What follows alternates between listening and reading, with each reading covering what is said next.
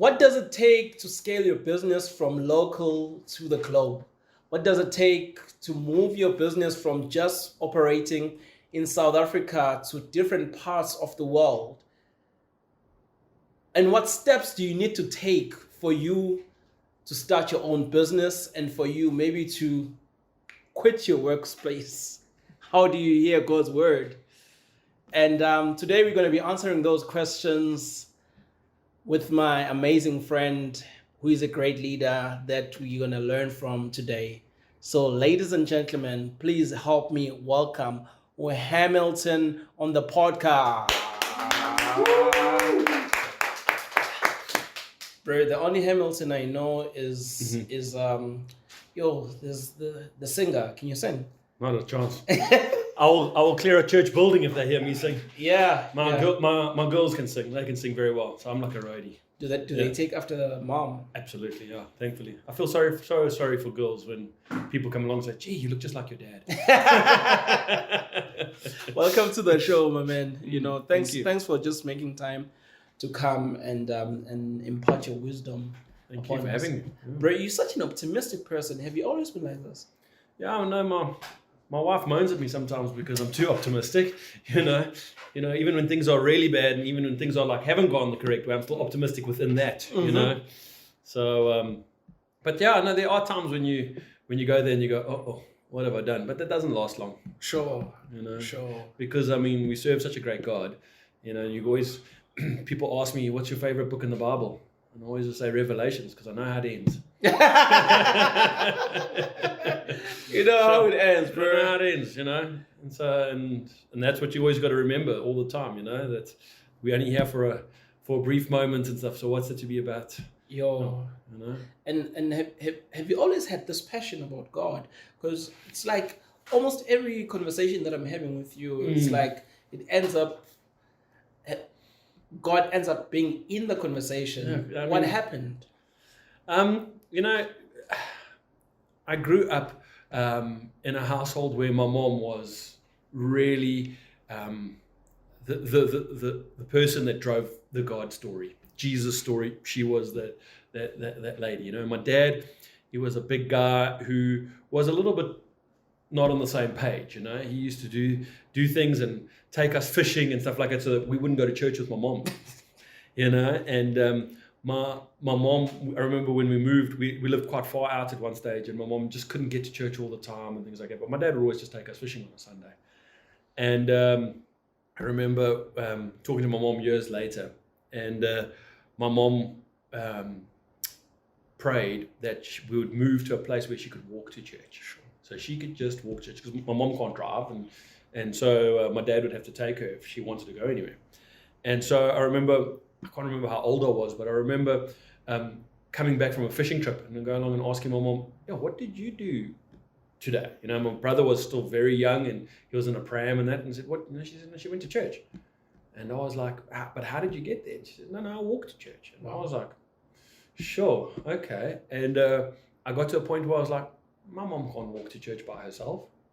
Wow. So I was like, I've got to walk with her. I'm going to walk with her to church and whatever the case may be. So I went on this journey. I've always just walked. My dad would go along and say, let's go fishing and that. And then I remember we had this awesome big fishing tournament coming up, and I was like, no, I need fishing tournament. A fishing tournament, yeah, fishing competition.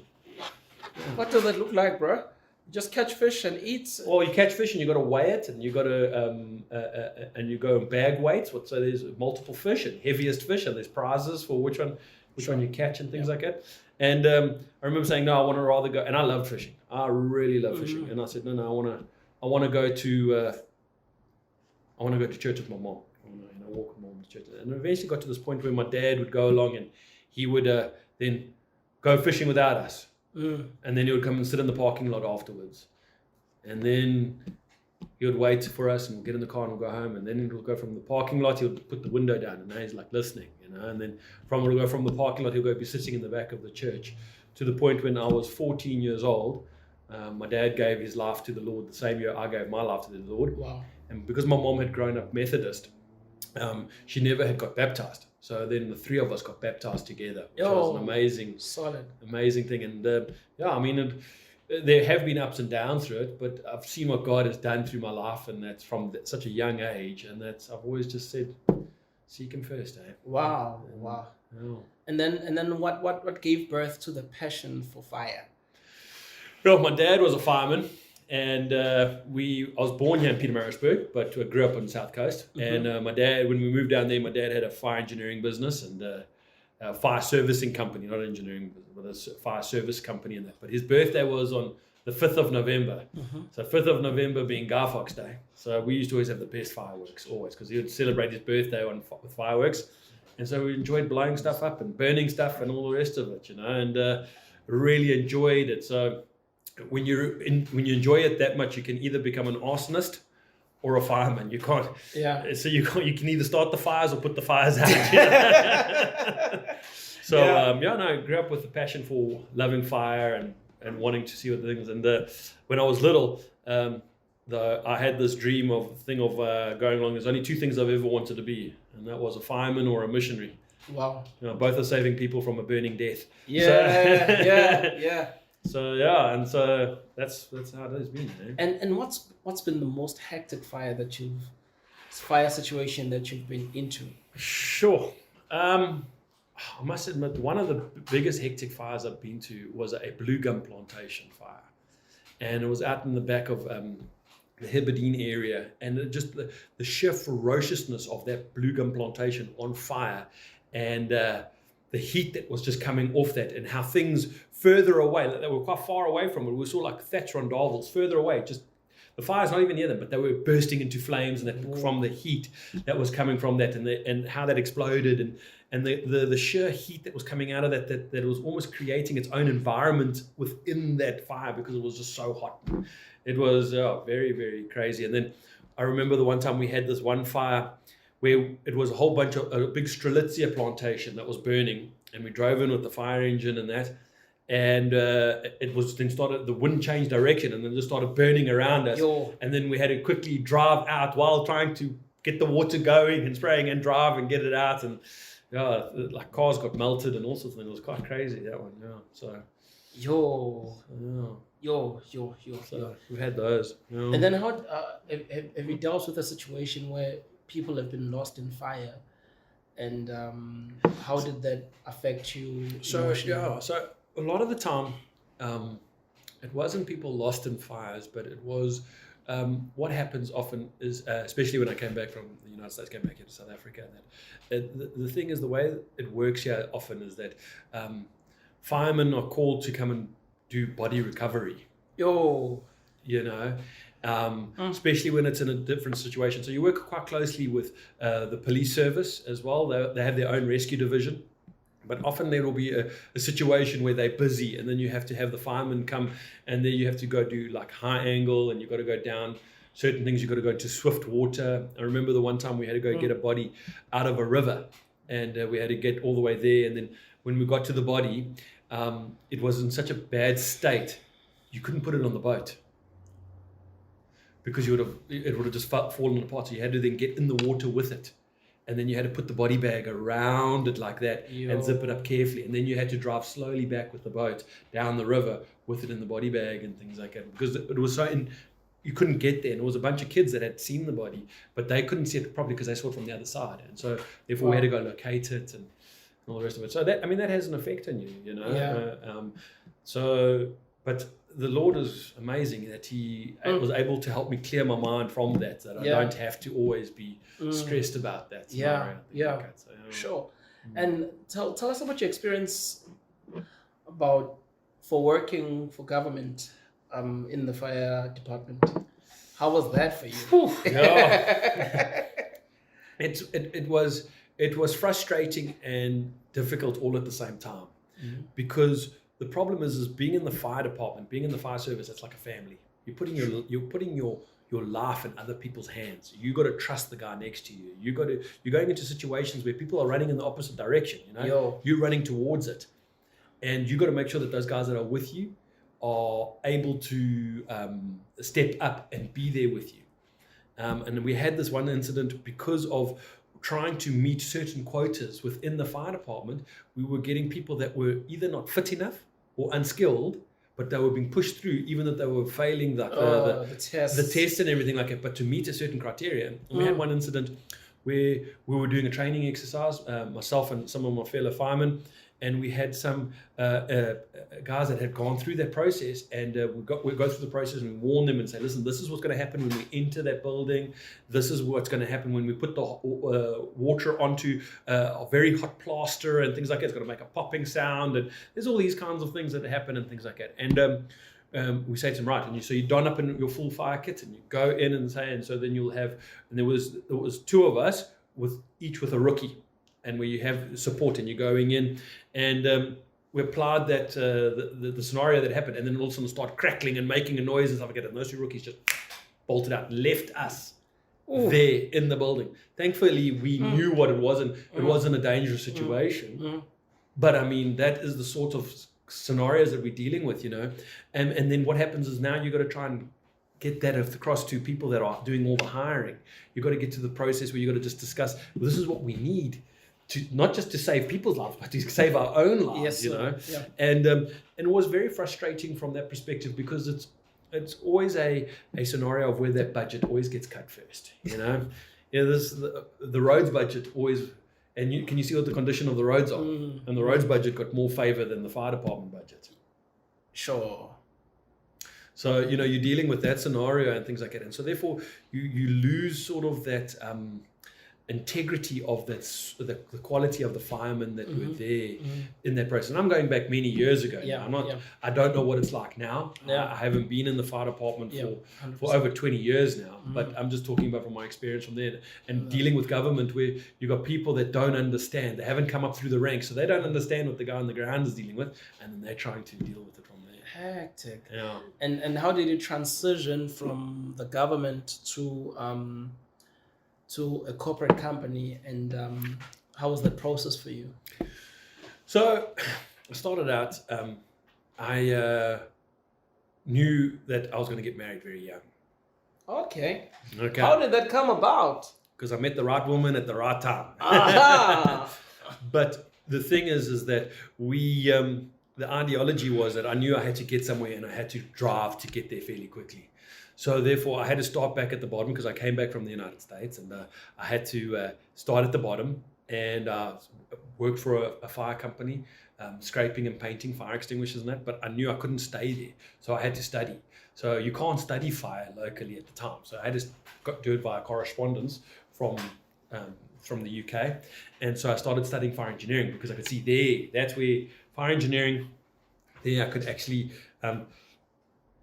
earn a decent salary within that, and help me grow up in the contracting game quickly, because then I can advise on things and all of the rest of it. And I was working for that company, but then I was studying at the same time, and then I was working as a reservist for the fire department, because I wasn't permanent in South Africa as a fireman. A lot of it was reserve work, and so therefore at the time they didn't have lots of permanent firemen.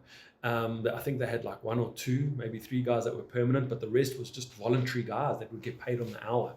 And so I would book on duty. So I'd work a full day of work as a contractor.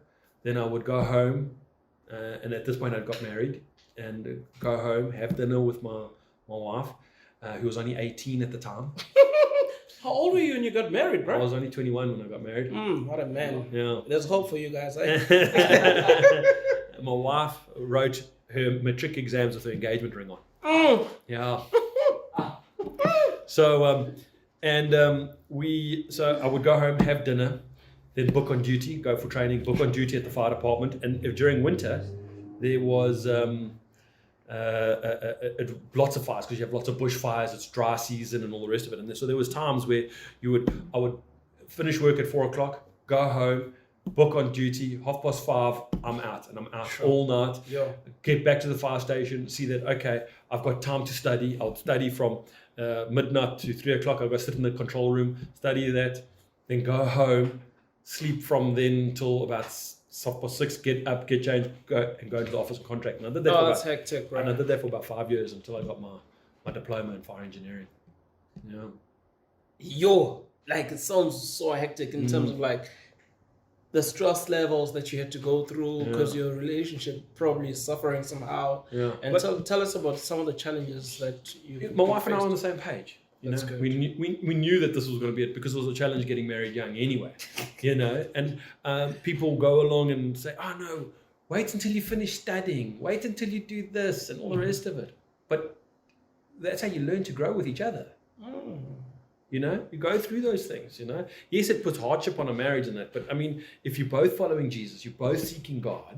You seek God through those things, and then it's going to be hard. I mean, it was very hard. But as long as you're doing that, because something is not worth it if it's not worth fighting for.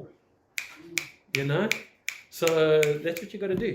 And so that's what we did, and we went through that process, and that's the big thing, And the ideology from going through that process made us a strong relationship, and that's something, for what had to come after the fact was because we had gone through that. Because it was the foundation for the rest of life to come. I'm just going to ask on behalf of young people, how do you find the one? That I often see, and the thing is, how do you find the one? Like, I mean, I saw my wife, I was in grade 11. And I think she was in grade 7 or grade 8, around about, it must have been grade 7. And then we started dating when I was in matric, and she was in grade 8, the grade 10, I can't remember what, but we're in high school. She's 1 or 2 years. She was 2 or 3 years below me. And you did it the Christian way, bro. Wow. 100%. Wow. Because the first thing is when you're a young man, when a girl's interested in you, she's interested in you. That's the thing is, and then you want to find out, hey, does she believe the same things you believe? Yes, she does. So then, where's the problem? Lobola. Well, that's a huge thing, but you got to remember though, a lot of within the lobola you guys have to deal with is a whole massive thing that goes through and stuff like that. But that's a whole cultural thing that we can discuss from a cultural religious perspective as well. But there's often that you got to go through that whole stigma. So I'll give you an example. My wife, her family, and that's from Scotland, right? And so her grandfather was like the matriarch of that family kind of thing and scenario. So, and I remember I only learned about this years later after we got married. But my first name, Hamilton, is a Scottish name. It's a Scottish surname. Interesting. And so I don't know if he would have had a different opinion of it at the time. But when the grandfather heard that she was dating a Hamilton, he was like, "Oh no, that's good. That's a good Scottish name." So I don't know if it heard it was Clarke, which is a very English name, he might have gone, But I mean, the thing is that when it comes to that kind of thing and stuff like that, you've also got to find out where you are, because we all have cultural things. White, black, Indian, whatever the case, we all got cultural things. Yeah. But we've got to realize where our culture stops and where our beliefs begin. Oof. And you got to begin, and like we live in a society today where we're being told what our culture is by the content that we consume, by the media out there. Instead of going, okay, if you decide to follow Jesus, and like you were saying earlier, the Bible's full of content. It's there. Go read the content. Fill yourself up with that content. Go find podcasts that talk into that content that you can believe, and podcasts you can trust, because there's a lot of soothsayers and sangomas out there that are spouting Christian values, but you need to back that to see from what does the Bible say. Sure. That's incredible, bro. And when you're speaking about you transitioning into starting your own company and leaving your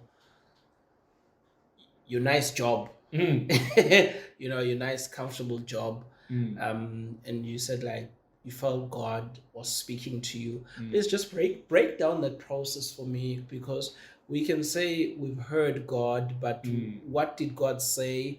What confirmed that? And how did you move? And did God speak before then, and you became disobedient, and the effects of that, what happened? Just break it down in terms of your world, because you also have a wife that you're taking care along of that journey with. with, take us through the process. So do you want to talk about Everything, the whole thing? Everything, yeah. So to give a bit of background, I was working for a big multi-conglomerate engineering firm, a global engineering firm, and I was working for them. I'd risen through the things quite quickly. From not working in an engineering firm, I got appointed as a senior fire engineer, and then I got promoted to associate, and then I got promoted to principal associate. With that comes a level of responsibility as those levels go up, and so you were getting all these responsibilities, yet you were still getting dictated to by an organization that maybe didn't have the same underlying beliefs as you have, I think. But you got to still honor God through what you're doing, and you still got to honor your employer. Whoa. And so I was trying to do what I was faithful in within that. So I had started a prayer group at that organization when we were in Joburg, and then I met another a chap solid guy, Christian guy as well, who also had a prayer meeting thing like that, and we joined up, and it grew. It was amazing. And the thing was, though, I was seeking God in every which way. I was reading His Word. People, how do you hear God? Oh, read His Word. Fill yourself up, because God will reveal those verses to you. You'll be driving along, and then all of a sudden that verse will just come into your mind. And I'm sure, okay. Did you just come into your mind, or did God prompt that? Yeah. So I'm a firm believer, if you put it in, God will bring it out. So you need to put in, if you're putting in scriptures, He will bring it out at the right time. And so I went through that process of just seeking God through it. But what was also happening, because of those responsibilities, I was also traveling quite a lot, and I had a lot of big projects on. Had grown quite a big team that we're working with, and going through that process, it was a difficult one, because I felt like I wasn't becoming. I was missing the opportunity with my young girls. And then my wife fell pregnant with my son, and I was like, then starting to miss that as well, through those informative years and that. And I was like going, sure, I'm traveling so much, going and working in crazy countries and in amazing places and all the rest of it. But I was in the point of where, am I fulfilling my duty as a husband and a father? And so therefore, yes, I was having a look. So therefore, already I felt God putting that doubt in me. Am I fulfilling what He has planned for me? So there are certain things, and I'm a firm believer that God has a number of roads for you to go down. Thank you so much for watching this episode. I hope you're enjoying it as much as I do. This episode is sponsored by A46 Tech, our company that helps people gather the tech to build their own studios with our technical team. But even if you do not have the equipment, we come to you and we can shoot your podcast in your own space, in your own home, in your own company. So connect with us. In the description below, there is a link for you to connect with us. Would love to meet with you. Now, let's get back to the episode. They're not all wrong. It's not one road or that road. It's not, this is the right road, that's the wrong road. You might have 5 or 6 choices that you might have to make here. We all know what the wrong road is. And that's just not stop seeking Him and going off on your own. So there might be a couple of decisions that you have to make, and you can't worry about which one to make. You just got to go along and trust which one you have the most faithful. And step into that and if it's the wrong one, God will bring it back, because God's like a rudder on a ship.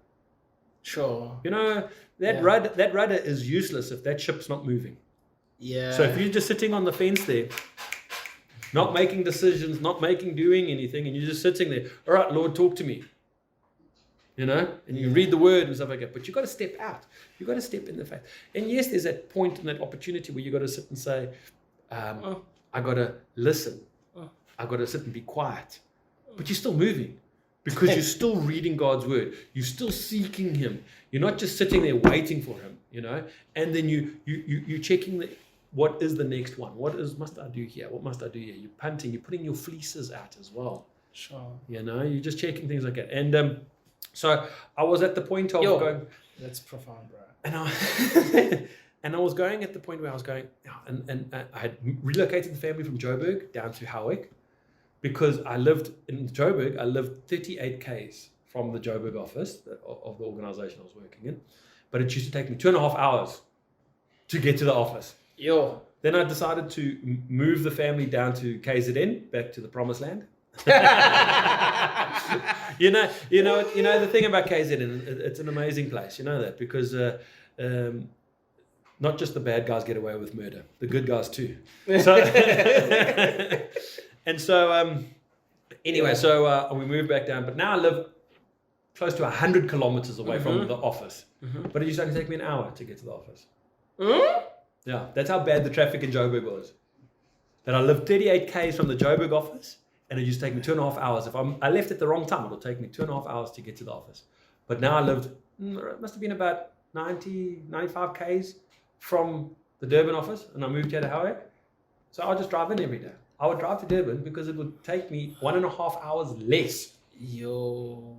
To go to Durban. But anyway, sure. So I moved to Durban. We've been living here for a while, and I'd got to know one of the directors at the company very well and things like that. And we had signed this massive contract, this big contract that God he just opened the doors for. It was an amazing contract. I learned a lot through it and that. But I was traveling to lots of sites, trying to make sure that that the team is getting right, they're doing what they're doing, and the clients always wanted to see me.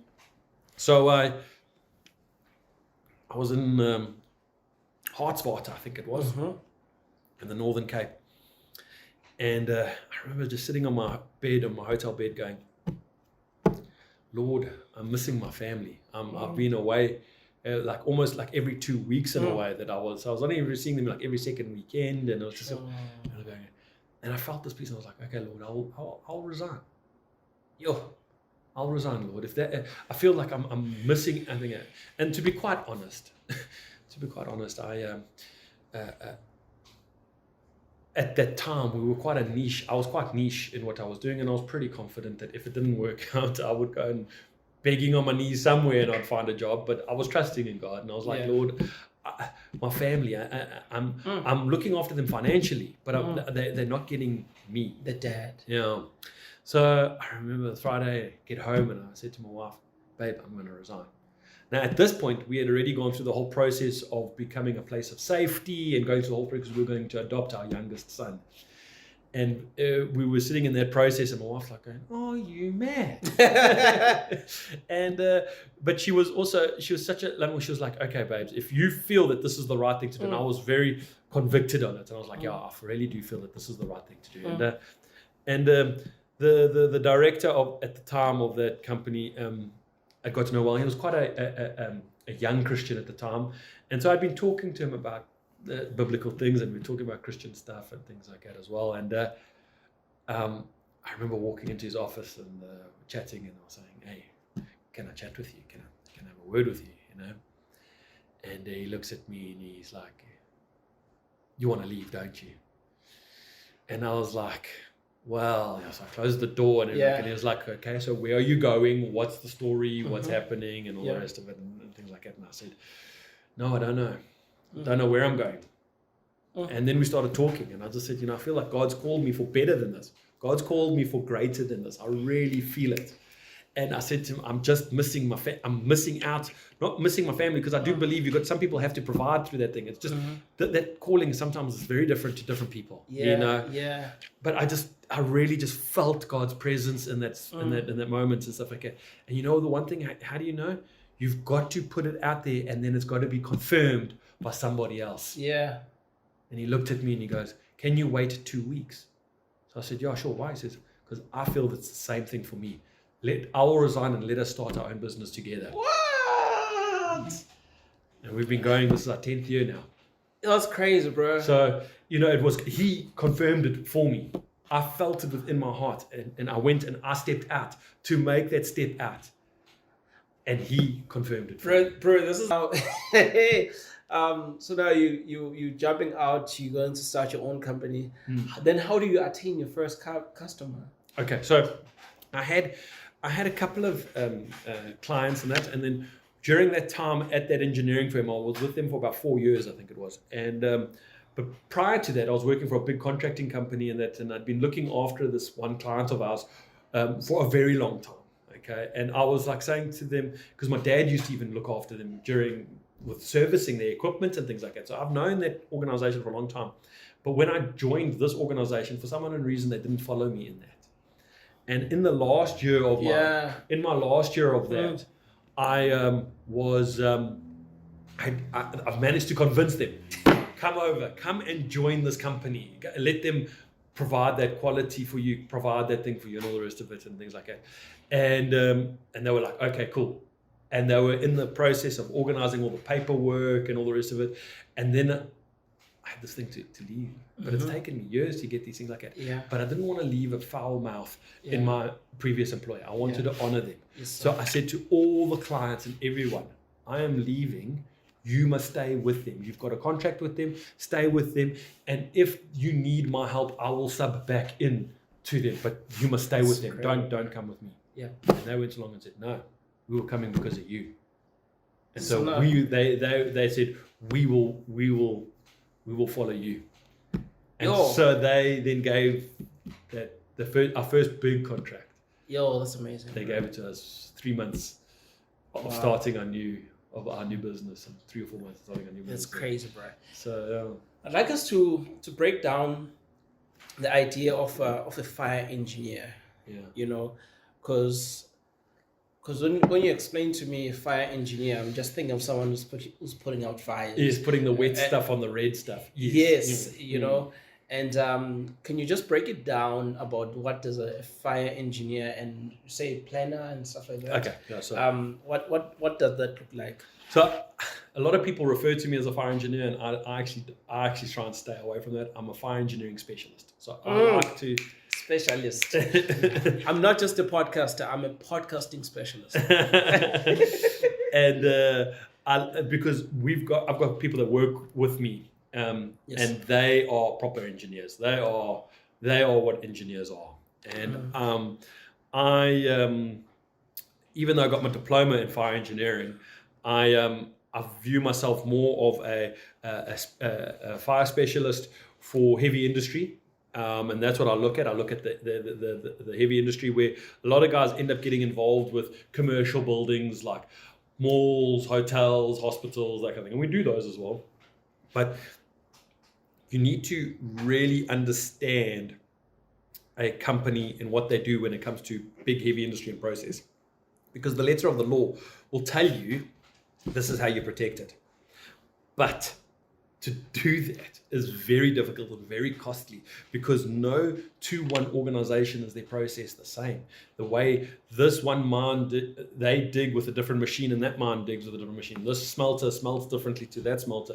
It's very difficult to apply the thing. You've got guidelines around it, but you've got to go there and you've got to apply engineering solutions to give them the best protection for them that doesn't break the bank. Because if you had to apply the law, it will.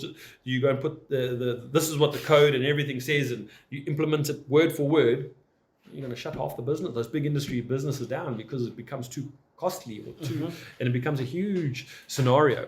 And they've also got to understand the appetite for risk. But you go along and there's many fire engineers. You've got structural fire engineers. You've got systems fire engineers. You've got chemical fire engineers. You've got engineers that look at only certain things. You've got fire engineers that only do building plans. You've got fire engineers that only do designs. You've got fire engineers that do risk assessments. And there's a number of different types of fire engineers, and you can go down each one you want to go down, and you can actually study that and you can get a PhD in fire engineering now. It's incredible. The scenario of choosing which one to go down, it depends on the demand of close to you and where you are. So when we were getting into this and going through we want a fire engineer, so therefore we had to look further abroad than just do what we did in South Africa, even though there is a requirement for a competent fire specialist or fire engineer in the letter of the law, and to provide the services of what a structural engineer would be, or an electrical engineer professional team and things like that. So you've got to be able to make sure that if that is the fire engineer you want to be, you need to know the codes very well. So for a commercial building, you really want to follow the code quite closely. There are times where you can provide an engineered solution, where you've got a unique scenario where you've got these massive big atriums and things like that, and where the actual trying to apply the code is actually impractical. It's just not going to work. And doesn't mean rational design doesn't mean you're going to save money. It just means that you're going to have a equal to or better than solution that you would have had in that scenario. But so there's a number of fire engineers out there, and they specialize in different. So you basically prevent fire before it starts. So that's the idea. So what it is you want to. So you get some guys that will go along and they say, okay, this is what it is. So what we do, okay, we go along and we analyze what you have. Mm-hmm. So we look at the fire load, what's gonna burn. Then we go along and we look at how's that going to start and how is that going to burn, okay? And then we go along and we look at if that does burn, and because if that does happen and this happens, what is the after effect of that? So do you need to have an early warning system to tell everyone, listen, this is happening, get out the building, do that kind of thing? Are you going to have a system, because the fire department's actually quite far away, so they might take quite a long time. So do you need a automatic suppression system now to fight that fire? What do you need for that? Now, a lot of the time is that as long as nobody dies, sure, you're pretty golden, you know. But that means if you go look at life safety is not just if you got everybody out. If that place burns down, all those jobs are gone. Yeah. So it's those lives that are affected by that. Because no one really wants to spend money to save lives. They want to spend money to save money, yes, to prevent losses. So what you do is you look at a scenario and you go and say, okay, hold on. This is what that issue is. Okay? What are the risks from that? So we said fire load, fire risk, right? So it hasn't burned. But if it does burn, how long will it take you to rebuild it? How much of the company does that area affect? Because we break the company down into sections. Yeah. So if you lose that, how much production goes down? Okay. What is that market share lossage? How long will it take you to get back up and running? And what is that lossage? Now, we can't always tell them what that is, but those are the questions that we ask in a system that we've got set up. Because they're also in competition with other businesses. Exactly. So therefore, you can have that thing. So if that going to take 90 days, 180 days to rebuild that section. So you've got this whole mill that's gone down because that one electrical room burnt down, you know. Wow. So now that whole mill, you're not protecting the whole mill. You're protecting that because that's the biggest risk over here. So you protect that. So if it's going to take you 180 days to rebuild it, I'm just using it as a that means you're out of business for 180 days. Your competitors are going to come and get you, you know? Yeah. There's all that kind of thing like that as well. So and then you rebuild it. Now, how long is it going to take you to get back up and running and get back to your thing? And will you ever get back to your former strength again? Yo. So we look at that and then we go along and we say, so what is that value lossage versus actually protecting it to reduce that time down so that they could put that protection in? Or, I know I've got appetite for risk because the chances of that actually happening is very low because I've got all these other safety features in it and I'm happy to deal with that risk. So we look at that as well. If it's an area of, it'll take me 30 days to build it. That's fine. Let it burn out, clean it out, boom, put another system back in again, we're up and running in 30 days. Well, that's sort of acceptable within the heavy industry game, you know. But if you're down for 6, 7 months, 8 months, we had a client that went down, they had a section where they didn't upgrade their systems correctly, okay, and it burnt out a big section that actually provided all the power for that facility, and it burned down, and they were like out for like 6, 8 months. They were out, and that took a long time to get back up and running again. And that's a lot of lossage there, and people's lives and people's livelihoods affected, and because there's layoffs and all that kind of thing. So when I say I'm a life and fire safety guy, I like to think about the families at home whose jobs that's going to be affected by that as well. Yo, that's brilliant, bro. So, wow. And how do you find your clients, bro? Do you just go to a factory or do you go to LinkedIn? You know what? I have to bring all honor and glory to God for this. Sure. Because some people think, hey, Ham, business is a bit tight and stuff like that. We need to do like a Rolodex thing. Where's all those people phone them up and kind of thing, see what works. And it's not, hey? It's people come to us, and it's purely because God has brought them to us. Wow. And it's because we built a relationship 10, 15, 20 years ago. And we stuck to our word, we worked it through, and we tried to do and honored God's word through that, and we try to be as best for our clients as possible and looked after them. And they've remembered that, and they've come back to us, or they will somewhere down the line remember, hey, this guy helped us and stuff like that. I've got this issue, come, and then they'll phone us back and come, and we go and help and provide them the solution. But it's purely God bringing the thing. And then when times are tough, get on your knees and you just pray. And as long as you've done all your bit, you've got the correct web page, you've got the correct thing and stuff like that, and you just pray. Sure. And you just pray, and God will bring it. Yo, that's amazing, bro. And so now, you started your company was it here in Maritzburg, Howick, Durban, right? So how does the ripple effect happen where you get to impact other countries? You see, you've done some business in Canada and some other countries. How did that come to play? Opportunity that came across, like God brought an opportunity across, and I just jumped on it. And I'll give you an example. We opened so we've got a Joburg and a Durban office. Okay, so that's in South Africa. That's fairly. There was a bit of work and like that, and I knew there was a couple of guys that were wanting to join us, but they weren't prepared to move down to Durban. So I said to them, "Cool, start the Joburg office. Go look for work." That's what it was. Yeah. And then we had a scenario where we're like, sure. I went to a couple of meetings and I could see, hey, there's stuff happening in Europe, and kind of thing like that. We need to get in there. I don't know how we're going to get in there. So, and one of our engineers came along and said, listen, they want to move to the UK. So I said to him, great, start our UK office. And that's what we did. We started our UK office. We've just launched our Germany office this week. So, and we're quite chuffed with that, but that's the same scenario where the guys go along and say, listen, we're moving and things like that, but this is what we want to do and stuff like that. So I said, great, carry on working for us, but start our Germany office.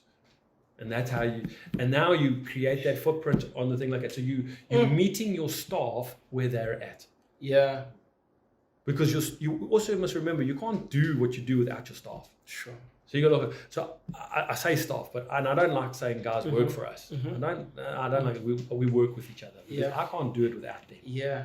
They do so much for what we do and things like that as well. And therefore, I look at each one of those guys that work for us, and I feel responsible for them and their families and things like that as well. Yeah, that's and so and they feel that as well, you know. And I want to make sure that we're always keeping it. As long as they're giving me their best, I will give them my best and make sure I honor God through it. Sure, bro. Like, it sounds very complex if you include other countries. Because how do you manage the finances now? Because there's money that comes through Germany, there's money that comes through Canada, there's money that comes through the UK. Yeah. So that's another journey, and I'll explain it to you. It's cray, bro. Yeah. Like, the processes in place. I do not have the mental power to deal with that. And we... Paul and I, Paul's my business partner, Paul Woollatt. So it's Woollatt and Clarke. And so Paul Woollatt is my business partner. He was the guy that said, let's do this thing, you know. Yeah. And we had started out and we needed an accountant to just help us through that whole process. I was like, hey, I got a good accountant. I know a good accountant that I can trust. You know, it turns out to be my brother-in-law. So, but he was really good, you know. Yeah. And we'd been quite close for years and stuff like that. We often talked to him, and I'd seen him grow up basically because he's younger than my wife, so I knew him from really young, you know, and I watched him grow up and everything like that. And he went through the ranks and stuff like that. And he did his thing. He went and got his degree in accounting and all the rest of it. And he started his own accounting business and all the rest of it. And he an absolute mamba, you know. And I went along and I said, Greg, come and come and be our accountant. He's like hundreds. So he was our accountant and like that. And then we started growing. Yeah. And we started having all these challenges and everything like that. And I said to Paul, I said, hey, you're getting so bogged down in just that part. Like, Yeah. but we're working at the time we'd got projects in Zambia and Uganda and Tanzania. And let me tell you, there's all sorts of things like withholding tax. And if you're not aware of those things and how to get it out, it can consume you. You know, it's like crazy. So you can't give me, and it's like 40%. You can lose up 40% of your money and everything like that. So if you don't know how you're managing all that, you're going to be in trouble. And I was just like saying to Paul, I said, I think we need to tell Greg, listen, come get some shares in the business and come be full time, come be the CFO. Yeah, equity, bro. Yeah, exactly. Yeah. And so we had a meeting with Greg over coffee, and Paul and I started our business on a handshake. We went along and chatted to Greg, and all the guys that were working for us at the point there was no contract in place, nothing, just work on a handshake. Yeah. You know, stepping out in faith and trusting. And we said to Greg, come on, people look at us like we're crazy. You know, like there's no contract in place, none of those kind of nonsense like that. Greg soon changed all of that because he's that kind of guy, you know, and he's put some very good systems in place and things like that. But it was that just trusting in the people. Sometimes we get too bogged down and not trusting people. And yes, people are bad and everything like that. But I mean, sometimes you got to just trust. Yeah. You know, and he came and joined us. And if it wasn't for Greg, I don't know how we would do that finance. And that's his game. I don't know how to even go down that route. Yeah, it's crazy, bro. Yeah. And how many countries and are you in? he's a solid Christian guy as well, you know. Oh, he comes to One Life and all the rest of it as well. Solid. Okay. So the values do align. 100% values. Values align. Yo, that's great. How many countries are you in now? So we, at the present moment, so we've got offices basically, South Africa, UK, and Germany now. But we've got partnerships in Canada and Australia as well. Okay. And then we're working in conjunction with other organizations to do their support globally around the world. Yeah, we do work in South America. We do work in Canada. We've done work in Germany.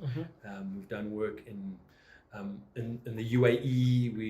We've done work all over the place and things, and it's all to do with partnerships and partnering with people and things like that as well. Yo, that's crazy, bro.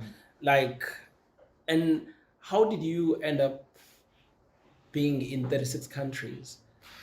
I mean, again, you know, it's like this thing where the Lord comes along and I've said, let's do it. You know, like an opportunity comes, like you'll hear something and the guys are like, okay, and I'll be like, okay, Lord, I'm going to try.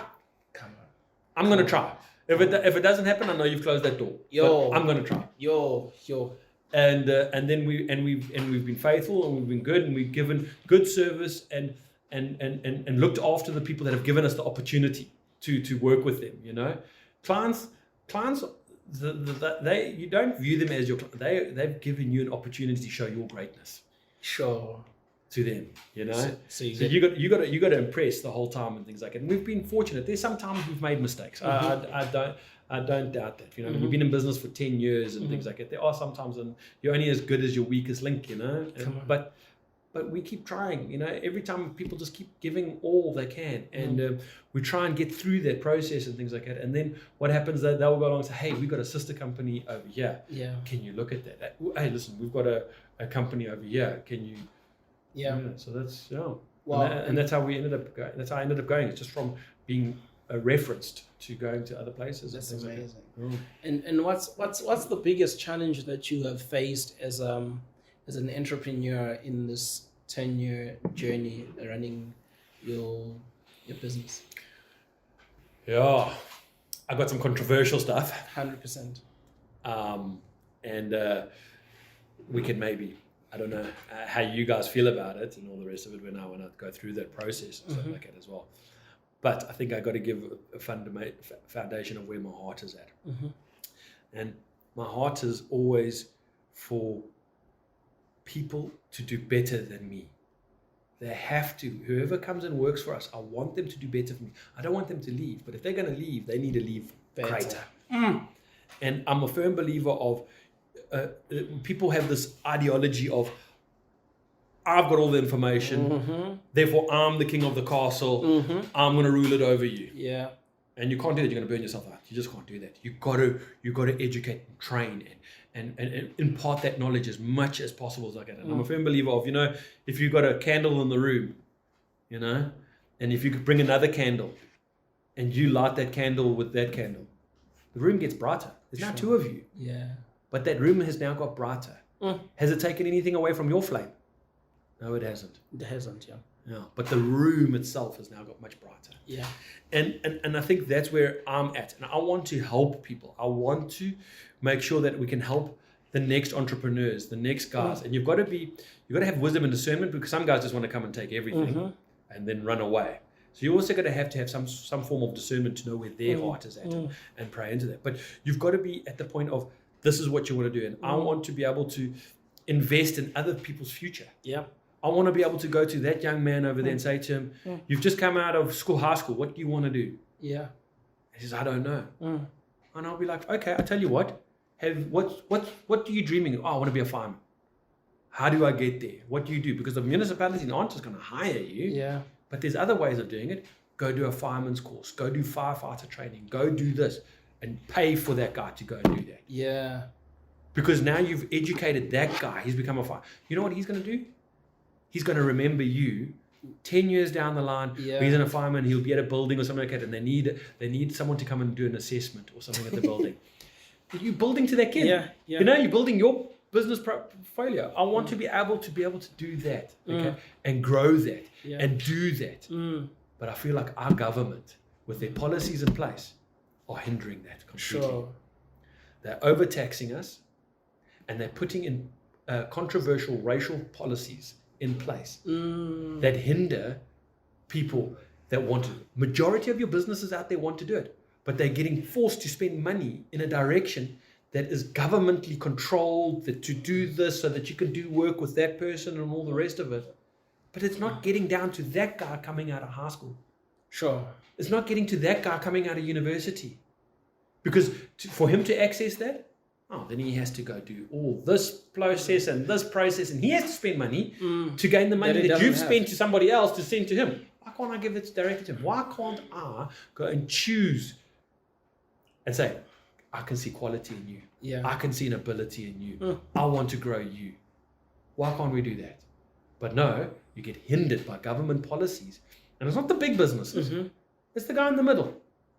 Sure. So the guy in the middle, the guy that makes the things go round, he's the one that is getting penalized all the time. And you have to spend money on things that just go into a government machine that doesn't actually help. If they're able to free that up, sure, and don't impart that thing, you'll see far greater growth in our country.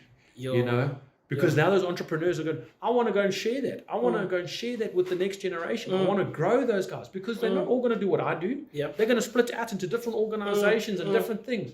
But they need a starting point. Yep. They need a foundation. They need to do that. How do I get there? If I have to spend all the money that I would have spent on that, on those government policies that they force us to have, that has zero impact on my business. Sure. Because I can spend all that money, but it actually helps me nothing. Doesn't actually impact my business. It hinders my business. Sure. Yo, you've got a great heart, man, for young people, And do you think young men have lost the drive? 100%. And what's the cause of that? We're going into some controversial stuff here. I'm a controversial kind of guy. If we look at policies 60, 70, 80 years ago, okay? Not all of them were great. There were some horrific ones, Yeah. But if you go look at the education system, okay, a lot of them had Christian principles based on them, okay? And so therefore there was this under-ethos line of Christianity through a lot of educational departments and things like that. And then what happened was that you started with this whole movement of trying to break that up. Yeah. So we started with the evolution. Is it really happening? That's the science. It's a theory that hasn't been proven. Yeah. But now that's the gospel truth in the universities. So they've moved away from what the Bible actually says. If you go look at Oxford University, Harvard University, those big universities, they were founded on Christian principles. Sure. You go there now, they don't have that. They don't have that. Because while they've moved to this whole Darwin theory, evolution theory, this whole process, and they've stepped away from what God had created us for. The minute, if we just follow God's principles, you don't even have to believe in Him. Just follow God's principles, and you're going to have a good life. Sure. And they moved that away from a lot of that scenario. And what is that cause of that? And what did they first use? They first used feeding our woman the wrong information. They drove it. So we got one way, wrong way. Okay, where our family believed and it was within our religious institutions and things like that as well, where women weren't allowed to speak in churches, and the women weren't allowed to do this, and they were that is gone the wrong way. You know what I mean? They definitely, because you've got examples in the Bible. Yeah, you got to look at the examples in the Bible. There are many examples of women stepping up and prophesying and doing those things. But the problem is that we try to hinder them. Back then, so they tried to correct that, and then the devil just got hold of that and just started this whole a feministic outlook of driving that forward, which gave a fundamental thing. And if you go back to Genesis and you go look at the curse, the curse is a woman will desire her man. It does not desire him sexually or anything like that. No, that's desire his position. Oof, that's what she's desiring. Position and control. That's the curse. Adam, on the other hand, but the man will rule over her. And people are going to misconstrue that whole completely. He needs to protect her because he's stepped out of that thing. But it's cursed. And what happens? Yeah, we are men. We like to be lazy. We like to rather sit back. We don't want to have that drive. We don't want to drive forward and all that rest of the thing like that. We'd rather just be passiveness in that whole scenario. And instead of stepping up and fulfilling that leadership role. And men stepped back and went along and said, here you go. And the woman grabbed that and have charged forward. But now they've charged so far forward that you're dealing with an unpalatable situation, and we've gone all the way to think where people don't even know what gender they are. Because that's what it started back then. Now we're sitting in the situation where God was taken out, Christianity was taken out. We've got all this on, and now you've got the situation where people don't even know what gender they are. It's crazy, And so therefore, but if men, and like I say, we go back to that beginning. Where was Adam when Eve took that part of that apple? Eve was deceived, not Adam. So Adam went along and said, I'll accept it. Because Adam should have gone along and said, no, Eve, don't take that. I reckon we would have been in a different situation, because God would have probably had compassion on her because she was deceived.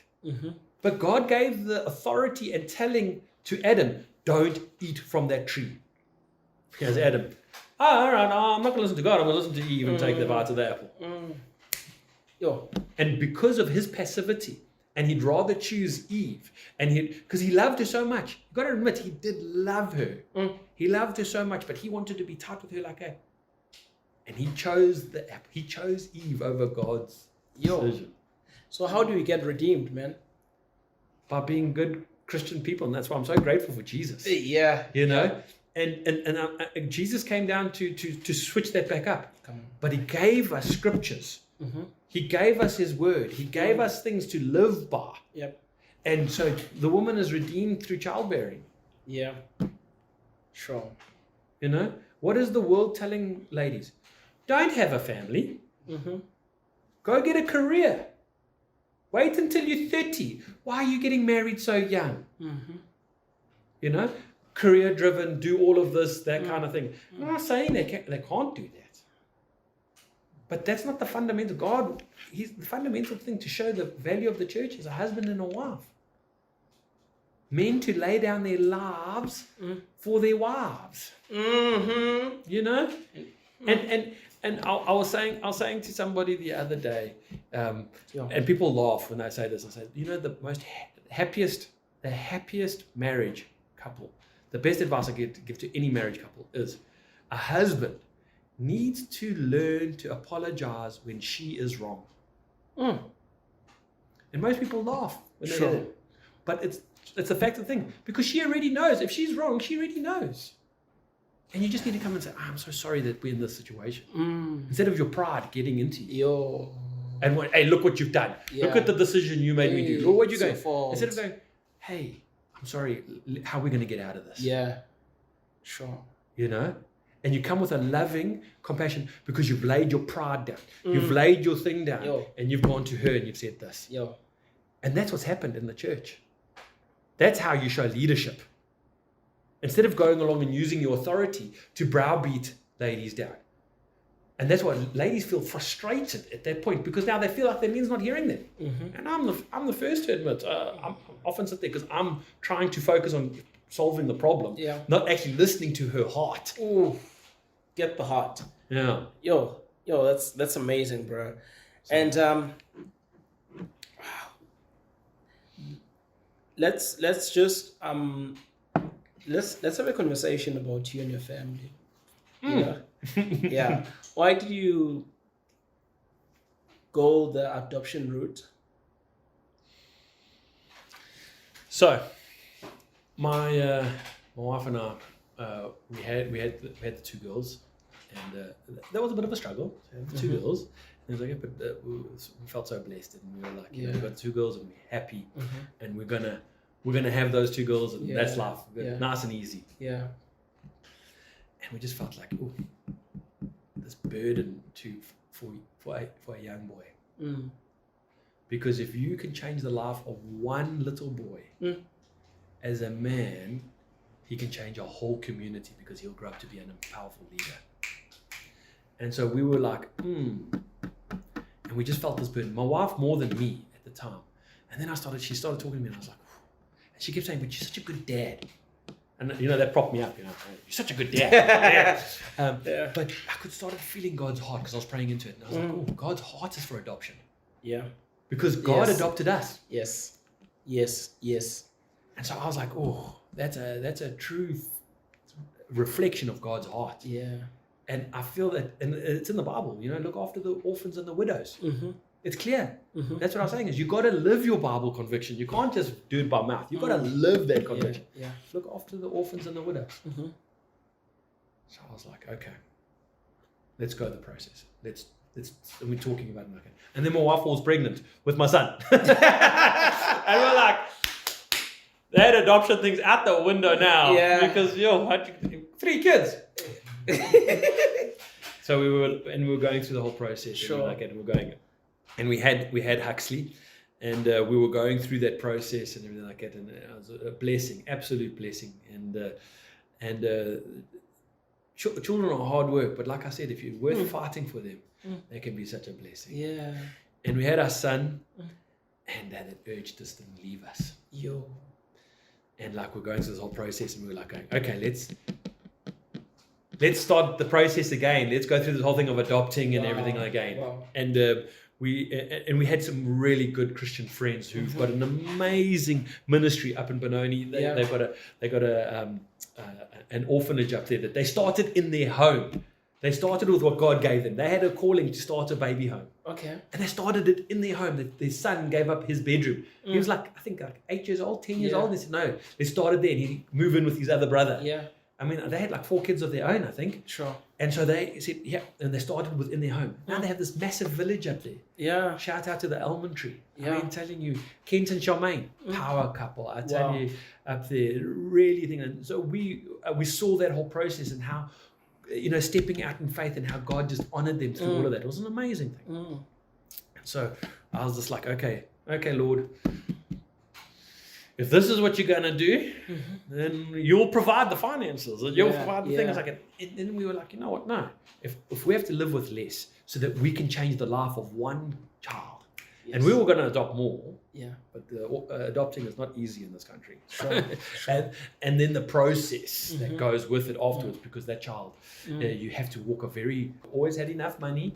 Wow. We always just had a roof over our head. We always just had enough, and we just kept honoring him and just keep forward. And Wow. oh, Yo, that's crazy, bro. And how old is he now? he's turning 10. Oh, last born. Yo, bro. Yeah. And tell us about your daughter going through a difficult season in her life, and Sure. how have you processed that? Thank you so much for watching this episode. I hope you're enjoying it as much as I do.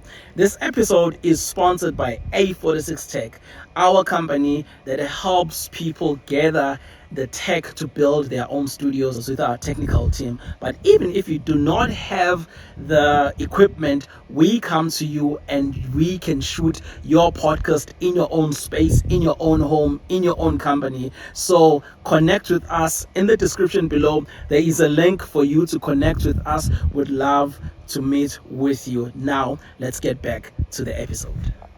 So my wife phones up our GP and just says, our family doctor, and says to her, what is it? Everyone's telling me what it isn't. I need to tell someone to tell me what it is. Yes. And so she goes and has the MRI. She says to another surgeon, books an MRI, does the full body and everything like that. He says to my wife, that was on the Thursday. He says to her afterwards, he says, listen, you're not going to hear from me, probably because it takes a bit of time. You'll hear from me on Monday. Cool. I'm down in Durban going through this whole process and everything like that. And I've literally just walked out of the meeting. And my wife phones me. Friday, my wife phones me and says, the doctor needs to see us now. And she says, babe, I think it's really bad because she said to him, he's down in Durban. Can he not come? I can go. He says, no, I need to see both of you now. So I turn around and I just said to the guys, look, sorry, I don't know. I'm going to have to cancel whatever we're doing here. Mm-hmm. But my daughter's not well. Jumped in the car. Phoned my mom and dad, and I just said to my mom and dad, just pray that Christine and I have the wisdom, the discernment, and the love and the care to whatever's going to happen next to go through this road with whatever's my daughter. I don't know what it is. Yeah. We walk into the doctor's office, and we just had a feeling. And she had osteosarcoma, so she had bone cancer. Ooh, big tumor in her femur bone. And it's such an aggressive cancer that it doubles in size every 30 days, and the longer you have it, the bigger it grows and the faster it grows. And they go along, and the doctor's like, listen, if it was my child, there's only one person I would want to have a look at that, and that was a fantastic doctor, Dr. Hilton down in Cape Town. And but he's just a surgeon. He deals with limb salvage and things like that. But he's a fantastic doctor. He deals with these type of things when cancer's involved in that. But we couldn't find an oncologist doctor, for children, a pediatric oncologist. And when we get down there, he's like, no, there's a lady who's just started a private practice. She's been going, I recommend you go and see her. And then we're together with him and her down in Cape Town. So from going to have the autopsy, or not autopsy, what do they call it? A biopsy on the tumor to make sure what it is. From going down there to have that to living in Cape Town was 10 days. The whole family. Sold my house, sold everything, 10 days. It's crazy, bro. Moved down, and they just said, listen, it's bad. It's in her lungs. She's got stage 4 cancer. This tumor is hectic. Her lungs is riddled with it. They can't operate on her lungs. They're going to try and give her a better life, and we're going to try and push it for like 6 months at most, kind of thing like that. The chemo that they're going to give her is so bad that the chemo, she might not even survive the chemo because the chemo is so bad. Sure. The chemo is hectic. And she almost died a couple of times. And on the 29th of June, I went, my wife phoned me, I've got all the kids at home. My kids went from a stay-at-home mom with them all the time and all the rest of it to this dad who was quite a all the time type of character and stuff. Like, I feel so sorry for my kids actually through that process, because now their mom, their loving, kind mom, is now at hospital with my daughter all the time, and we've moved to Cape Town. Yeah. And I'm still working a bit, but I'm working from home kind of thing, trying to just manage and look after the kids and that. And it's the 29th of June, early hours of the morning, my wife phones me and says, "Babe, you need to get to the hospital now to come and say goodbye." So I packed all the kids in the car, charged off down to the hospital. They're not allowed up there because it's the ICU section and all the rest of it, and they're struggling to stabilize. I get there, the doctors are crying, the nurses are crying, everybody's crying. Did you have to wear this? Well, I mean, at this point, it was just, Sure. you know, but every time you went in and out and stuff like that, you would have to wear that and all the rest of it, because she was so low in her counts and everything like that. And they managed to stabilize her. And then the hospital couldn't give her the thing, because she was going into what they call septicemia shock as well and stuff like that. And her body was just like shutting down and everything like that. And they went along and they put her, they managed to stabilize her and get her in an ambulance to get her to another hospital, which had a really good pediatric section and stuff like that. And then our doctor had to hand us over to another doctor, because she couldn't do any more. She was at that point of, this is now in their hands now to get into that doctor and stuff like that.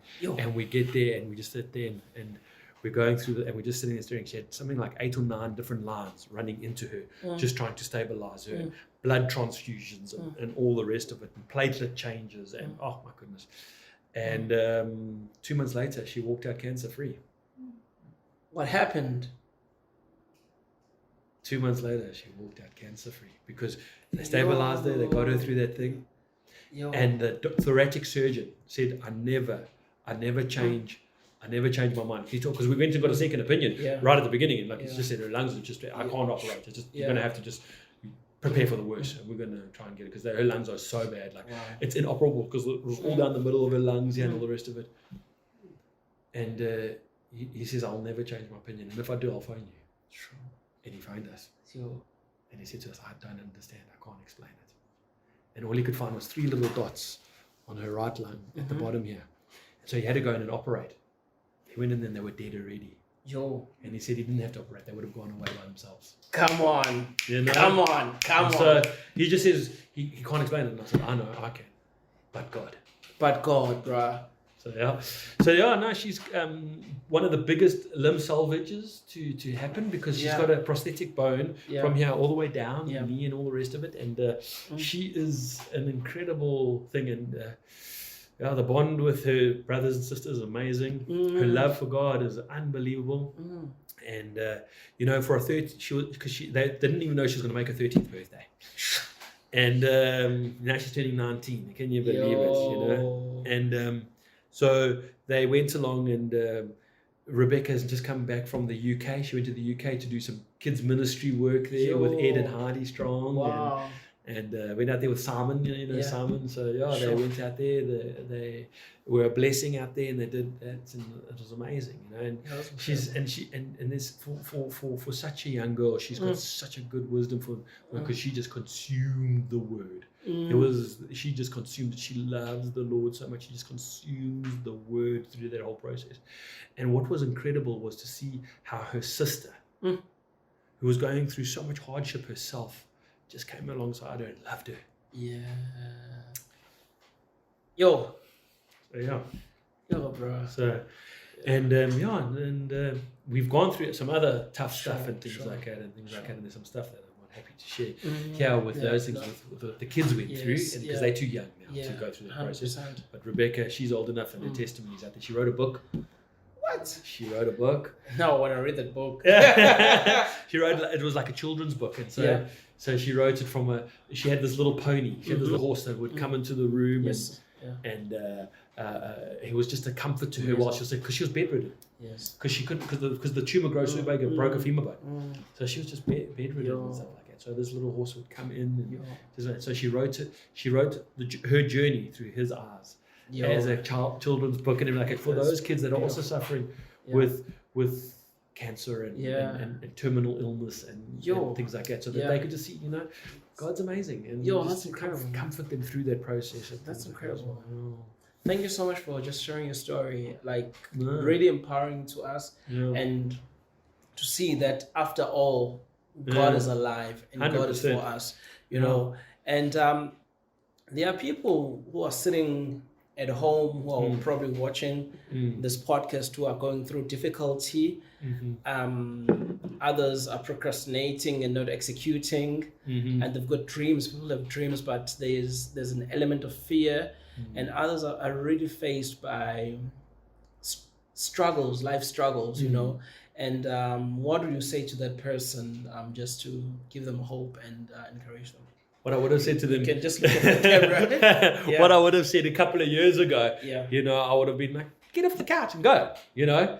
But what I've learned with what I've gone through with my kids and everything like that, that's easier said than done. Sure. Because there's different personalities out there. People have different things. But what you got to do is, if you're seeking God, He will find you where you are. And He will then give you the tools. He will give you the people as well to come across your path and change your life forever. But you've got to be willing to take that opportunity. I'll tell you a story of healing that happened in my own life, which talks to that, and which changed my perspective going forward and things like that. And that was, I suffered with terrible back pain, like terrible back pain. But I was also very judgmental of other churches as well. I hated going to different churches where they would wave flags and blow the trumpet and all that kind of thing, you know. And I was going along and we moved. Okay, and I was really suffering with back pain, and I was just suffering with all sorts of things, from injuries that I incurred being in the fire department and doing silly things as a young man and trying to go above what my body could actually achieve. But I was struggling, but I was also quite burnt badly on my hands, and so I had these sores on my hands and my face, and it was just bad. Anyway, we'd moved to Joburg, and we'd left a really solid church that I felt very comfortable with, and which was really within my comfort zone, within the conservative sort of space, you know. And anyway, we go to this church that my wife's uncle and aunt goes to. And we go to this church, and we go in, and there they are waving flags at the front of the church. And I go along, and I said to my wife, "We're not going to this church. Yeah, this church is unhinged, you know." Yeah. And so therefore, we go to a bunch of different other churches and things like that. And I remember looking in the mirror that morning, and I was in terrible pain. Absolutely terrible pain, that I was struggling to walk. I couldn't pick up my kids and everything like that. Sure. And I remember looking in the mirror after brushing my teeth going, and I had these sores on my face, and I would use my razor just to cut them away and then patch them and stuff like that, because I was burnt a bit in my face. Anyway, I remember looking in the mirror and going, "Lord, what is this all about? Why am I here? I've trusted you to move me here," you know, because I was walking with him through that process, and I felt God move us to Benoni, even though I was like, "There's no chance I'm moving to Benoni.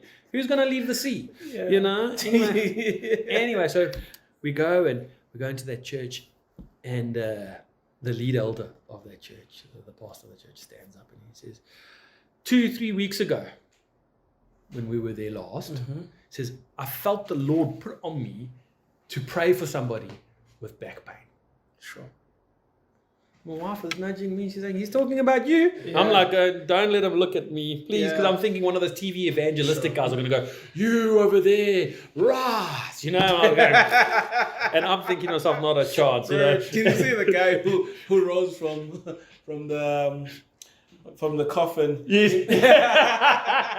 That's just going through my head. As soon as it happened, bro, he asked for food, bro. I was like, "These guys are acting it out." That's what's going through my head now. Like, where are the cameras? You know, what are they like?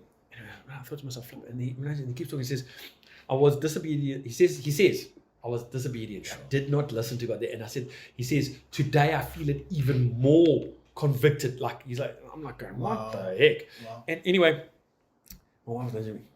She's saying, "He's talking about you." And I went along and I said, "Lord, you will never embarrass me. I'll embarrass myself, but you will never embarrass me. And Lord, you are the same God as you were the God then. You are the God of miracles, so therefore you're the God of miracles today. Come on. And Lord, if you are here to heal me, I will accept your healing power." And I stood up, and I was on fire. Like, I felt like I was like the clothes were going to catch on fire. And just the sweat was perspiring off me. Wow. And I've been healed ever since. What? And that was in a church where I disagreed with the way they worship God. Mm-hmm. But they had the fundamentals right. Yeah. And that is where we got to meet people at. We got to meet people where they're at. And God used that to show me his heart.